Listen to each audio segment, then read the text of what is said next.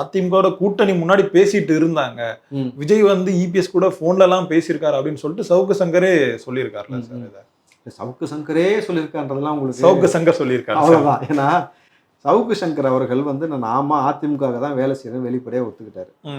So அவர் வந்து அந்த நடுநிலை தன்மைன்றது அன்னைக்கே வந்து அவர் இழந்துட்டார். முழுக்க முழுக்க அதிமுகவுக்காக அவர் வந்து ஒரு குரல் எழுப்பிக்கிட்டு இருக்காரு பொழுது, நீங்கள் சவுக்கு அவர்கள்ட்ட வந்து ஒரு பெரிய பிரச்சனை என்னன்னாக்கா, அவர் வந்து அதிமுக பேசல, திமுகவை எதிர்த்து பேசுறாரு. அப்படிதான் இதை நம்ம பார்க்க முடியும். இல்லை இல்லை, நீங்க அவர் சொன்ன வார்த்தையை நான் சொல்றேன்.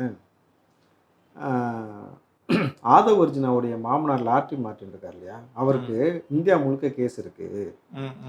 பிஜேபி வந்து நாளைக்கு வந்து மார்ட்டினை அரெஸ்ட் பண்ணி உள்ள வச்சிருவோம், ஒழுங்கா போயிட்டு டிவிக்கே வந்து விஜய்கிட்ட பேசி இந்த பிஜேபி அதிமுக அலையன்ஸ்குள்ள கூப்பிட்டுவான ஆதவ் அர்ஜுனாட்ட சொல்லிட்டா ஆதவ் அர்ஜுனா செய்வாரா செய்ய மாட்டாரா? கண்டிப்பா செய்வார் அப்படின்னு பேசுறாரு.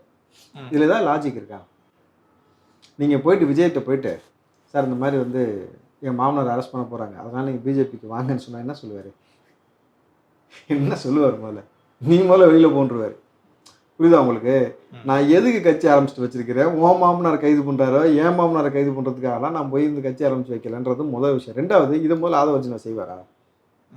மாமனாரோட எவ்வளவு முரண்பட்டு நிற்கிறார், அதற்காக வந்து ஆதவ் அர்ஜுனாவை நீங்க இந்த அளவுக்கு கார்னர் பண்ணி அவரோட மைத்துனர் வச்சு பேச வச்சிங்க, அவர் மனைவி வச்சு பேச வச்சிங்க, எவ்வளவு பெரிய ஒரு பிரச்சனையை உருவாக்குறீங்கன்னு தெரியணும் பொழுது, அப்போ இது என்ன ஒரு கேவலமான ஒரு அஜெண்டான்னு ஒன்று இருக்குல்ல. ஜான் சார் வந்து கிட்டத்தட்ட பார்த்தீங்கன்னாக்கா ரசிகராக இருக்கிறாரு, அவருக்கு வந்து போதிய அரசியல் புரிதலே கிடையாது, சும்மா அப்படின்னாக்கா, சரி சும்மா இருக்க நபர் ஏன் அவர் கூப்பிட்டு வச்சுருக்கிறாரு? சரி அவர் சும்மாவே இருந்தால் உங்களுக்கு என்ன பிரச்சனை?